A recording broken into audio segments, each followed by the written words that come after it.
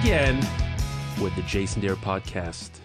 And I'm here once again with my lovely co-host, Miss Tiffanie Stammen. Say hello, Tiffanie. Hello. Do you like how I lightly changed the Ultra Human podcast now to the Jason Dhir podcast because my ego is legitimately that big? Yeah, I was going to say, I noticed that when Brielle was on. I love Ultra Human and all, but you know what? I decided, we obviously, Ultra Human is actually now officially, the way the LLC and the business works is that Ultra Human is actually a sponsor of the show, which is super cool. But now we get the opportunity to talk about anything we really want to talk about. And what we really want to talk about today is you and your dating life.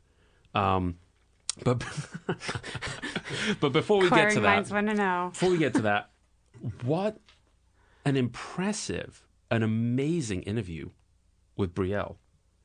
I mean, I sit here and I'm going to be honest with you. I feel like emotional after interviewing her. Like, look at the gratitude. Like, you and I are healthy individuals, have perfectly working kidneys, and we're sitting here drinking wine right now as we're doing this conversation. But I mean, here's a girl that's died 3 times, suffered medical malpractice, lost her mom at the age of 9, finally got married to a guy, lost her husband 2 years after they got married, or maybe 1 year after they got married, and punctured lung, pancreatitis, peritonitis. I mean, she should not be alive. I mean, I feel like a sense of gratitude. Yeah, you should. We all should. I mean, we sit here and we're vain because we're like an inch too short, our feet are too big, or, we're looking for rhinoplasty or fucking Botox or whatever shit, or a nail fucking fell out today, or dog didn't take a piss when it was supposed to. And, the reality of it is that we're very lucky. I mean, Stammen, look, I have a very lovely co-host. Look how lucky you are. Thank you. Oh, no, I'm very, very grateful for my life. Of course, I bitch about it sometimes, but I'm very grateful for it when I stop and think about it. Like, I think I texted you the other day and was like, I realized that my dog has a better life than some children in third world countries. I think it's a wake-up call. I think we've gotten to this sort of more. And even, there's this massive wave in entrepreneurship. There's this, you go online, it's always like, who's driving the fast cars? Who's got the fucking Rolex? Who's got the Botox and the perfect tits and all this stuff? Like, at what point do we say, you know what? Like, we're not that bad. I mean, other countries are just looking for food. Maybe I'm just emotional today, Stammen. I think you're going through that minimalist phase. Maybe I'm am I going through menopause, Manny? That's the minimalist phase. I think it is. I'm going through minimalist. I gave up all my watches. I actually used to wear watches and jewelry. Those of you that used to go out and party with me like 5 years ago, I always had these like lucky rings on. I had like really expensive shit. And I just woke up one day and just gave it all up. I just decided it wasn't worth it. It's just stuff. You can't take it with you. Yeah. So, Stiz. Yes. All of our listeners have been anticipating the most important part of this conversation. The big drum roll here. Because Tiffanie, and again I call this Stiz, Tiffanie made a commitment. This was almost like a New Year's resolution to her. This girl has been frantically dating. She claimed she was a serial dater. I kind of was. Of course, I accused her of being an escort, but she said, no, I'm not an escort. I'm a serial dater. For 3 years now, she's been dating. Yes. And you took the plunge to get off online dating. I got off all the dating sites, yes. It's been almost a month now, I guess, that I've been off the dating sites, which has been good. And what made me get off the dating sites was they were starting to retread from old guys that I have dated. They kept like repopulating through, and it was like 4 guys that I had gone out with within a 2-week period of time popped up on the dating site. And it was this epiphany that I am the definition of insanity. I have got to get off these sites. So you just jumped ship? I just jumped ship. Really? Yes. And how long have you been off dating sites for now? Like I said, I think it's been about a month right now. 1 month, no dating sites. Now, are you still going out? Are you getting laid? Are you like going on dates, or like you picking up dudes, or what? No, I haven't gone out on any dates. I mean, if I'm out to pick up dudes, I would. It just hasn't happened at this point in time. You're very patient. She's so much more patient than me. No, I'm really not. That's the thing. I'm not. That's why I was on the dating sites all the time. But I realized that it made me more crazy on the dating sites. I've had this epiphany since being off the dating sites. I'm more hopeful of a relationship happening now that I'm off the dating sites than I was when I was on the dating sites. She's very centered today. She's like spiritual. She's very fucking zen, dude. Like, I'm just a train wreck here. Like, interesting. I mean, people like this guy I met, and he said to me, he says, I got on the dating apps. I got off the dating apps. Then I got on the dating apps. Then I got off the dating apps. I was more intrigued by the fact of this guy getting on and off. Okay. Well, and everybody has done that. I mean, if you talk to anybody, myself, my friends, whatever, you get to this point where you're like, screw it, this sucks, fuck it, I'm off. But then you get lonely, you want to go on a date, you start it all over again. But it's the vicious, crazy cycle, because what ends up happening is you end up meeting a lot of people that you don't really end up liking. So the focus becomes on a frustration of like, I'm not finding what I want. So your focus is on where you are right now, what you're not getting, as opposed to focusing on what you really want. And that's where it's, for me, I realize being off of them, I'm more focused on what I want out of a relationship and out of someone by not being on them. Listen, to everybody's listening to this right now, everybody needs to go back right now and listen to a podcast 30 days ago. Like, she's like a totally different person. This is what happens when you quit online dating. Yes. I mean, she was like frantically, like these dudes were sending pictures of their back. Like some guy sent a dick shot, didn't he? No dick shot, but it was like he was dangerously getting close to that if I would have been like, oh, nice back that you're trying to cover up, then the dick pic would have been next. I really just need to take evidence and respond to these. Like, it's too much fun. It really is. But she's like, you're like a totally different person now. She's like a fucking Dalai Lama here with like interviewing. Insane. But he was about to send you a dick pic. You know why people send dick pics, right? Yeah, he was testing the waters for sure. Yes, you and I've had this conversation, and that was a complete shock moment when you said why guys send dick pics, because I just can't fathom it. So mathematically, we know 95% of girls do not like getting dick pics. Correct. This is correct. Like, they've told guys. Every guy knows this. Every guy knows. I specifically know. Even the fro guy out there. And she's going to show it to all of her girlfriends, and she's going to be like, look at what this douche did. She's going to show it. I mean, literally.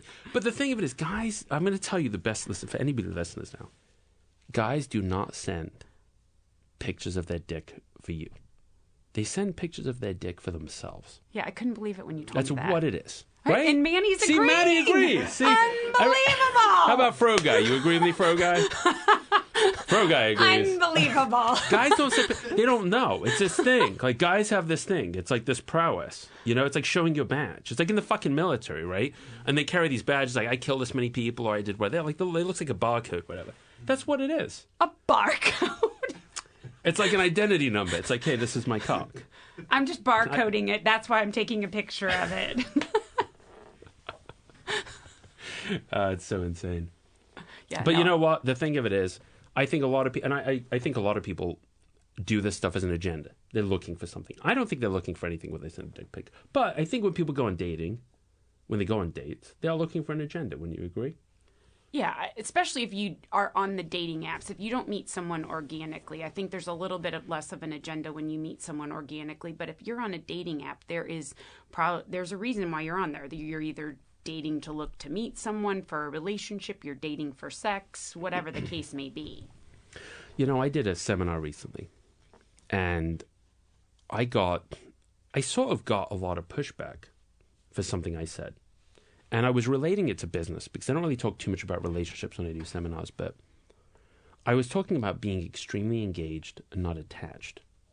And it's probably one of the greatest things I ever learned. Wayne Dyer. Was that, yeah. Like, I just think, like, in society, we're so much about what the end result is because we've become so goal-oriented. And we're confusing goals with sort of like a level of success, and we're not ever actually present. Like, all of these people, like the fucking mushroom guy, the guy who looks like mushroom, what's his name? Eckhart Tolle. Eckhart Tolle, yes. I mean, I like Eckhart Tolle, okay? But we look at Eckhart Tolle, Wayne Dyer, Marianne Williamson, any of these guys, Tony Robbins, even the new age people like Gary Vaynerchuk and whatnot. The thing is that we have to focus a lot on being engaged and fully on point with what we're doing today. I think that's the point. The word engaged is a smarter word, I think, than being present. I think people don't understand what being present is. It's almost like too foo-foo for most people. But when they go on dates, or even when they're sending dick pictures, or even when they're engaging in a business meeting, they're still focused on the end result. You know, if you ever heard the term coffees for closes, the video for coffees for closes, people are so much about closing the deal, that they've forgotten the art of actually playing golf with someone. They've forgotten the art of actually having coffee with somebody. And I can't tell you the value of people I've met in my life that I thought I could date or I thought I could get in business with, but I didn't. And I ended up having such a formidable relationship with. But I feel like dating's changed. It's just gotten to this point of like, okay, as soon as we walk in, can we fuck them? Can we go out with them? Can I get money from them? Me. Versus like, I'm going to have a really great time and make the best of this date that's probably going to go south if I don't. Yeah, absolutely. No, I mean, I've done it a million times where even if it's not on a conscious level, there's definitely a subconscious level of like you're scanning them for like, check. Do they meet like my initial checks? And then I'm going to dig deeper if I like that they've met the initial checks. But yeah, I mean, I can absolutely say it from my own life that I have absolutely done that several times and probably missed out on really good experiences because I wasn't looking at it like it's just me and this other person in this space and we're just going to have fun, regardless of if it never goes anyplace after tonight. I just don't think people have fun anymore. People are like not fun. Like, everybody's, like, on their fucking phone. Like, I went to Vegas. Everybody's, like, zoned in on their phones. Like, nobody's really paying attention. Like, nobody's here anymore, right? Yeah, that's crazy. Why I've told you it's harder to meet people organically because they don't even look up off their phone to smile at you. Very good. And now we're going to put this out there. We're going to put you on the spot for a second. Okay. Before we bring our next guest on. The next guest? Are you? Yeah, we are going to bring next guest on. Okay. But Josh Groban? Are you bringing Josh, him in? you fancy Josh Groban? Oh my God, hey, I'm I told you with I him. would fix that guy up. I'm You do fancy. obsessed with him. I think you should. I think you need to contact this guy and just ask him out. Well, he's kind of busy right now, but yeah, Busy maybe. doing what? What the fuck else busy He's could he on be doing? Like, we're put on Broadway. earth to reproduce. Like, he wants to like have sex He's and not, make babies. though, Like right? I think he has time. Okay, I think he has time. How old is Josh Groban? He's 35. He's in his prime. He's not dating anyone. No, he is single. He's very single. Maybe he's listening to this podcast right now. So if you'd like to put a message out there for what you're interested in a guy very similar to Josh Groban or not, you can put it out there. I'm just like, I could fall in love with Josh Groban by closing my eyes and just listening to his music. So that is the fucking most ridiculous thing I've ever heard. I'm telling you right now. Dude, what is this? No. Like, I close my eyes and I think, like, what do you think? Like, you're a Okay, fucking but so Titanic here I have a ship? question Like, for you. If you were blind and you couldn't see somebody, what would you be attracted to in somebody? Because a lot of what you're attracted to, like your fucking 24-year-olds that you're always fucking attracted I do to, love 24-year-olds. It's the way they look. It's not the way they look. I mean, yes. it helps. Oh, I mean, good God, give me a fucking break. I'm not that much of a pig. Is. I mean, I'm a pig, but look, beauty comes from within. Okay? Beauty comes from within. But the thing is this, I like 24-year-olds because they're fun. I like fun chicks. But if you couldn't see, if it wasn't about like their age and the way they looked, what would you be attracted to? If you were blind, I bet you wouldn't know that they were 24. 27-year-olds. 27-year-olds. I don't know. The thing is, I like them because they are fun and we like to go. I like having a good time. I seriously think, and this is totally off the subject of Josh Groban right now, but Josh Groban is 35 years old. Yeah. The second, and I'm going to get a lot of shit from this, Manny. I'm telling you right now. People are going to write into this fucking show and complain. I'm telling you, I'm an extremely experienced dater. But the thing of it is, it's like, it's about having fun. It's about having like a good time. And I really think that as people get older, they become really jaded. And so if you're a guy out there listening, and if you're listening, if there's a guy and a girl out there listening right now, this is extremely valuable information. If you're 30, don't become frumpy, please. Please, for the love of God, do not become frumpy. I have no interest in you. You definitely don't have any interest in me. This is definitely a two-way street of no interest.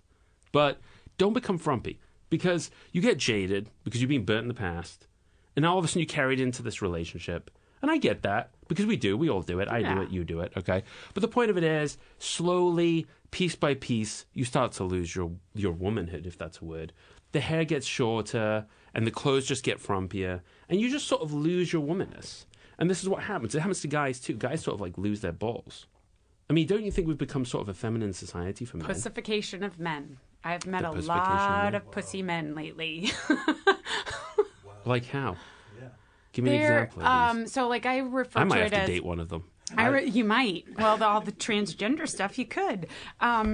So there's the masculine energy, the feminine energy. And so everybody has masculine and feminine energy in them. But what I've started to notice with a lot of guys, a lot more feminine energy. And so then and I looked at a lot of my girlfriends and their relationships, and they're more the masculine energy in the relationship.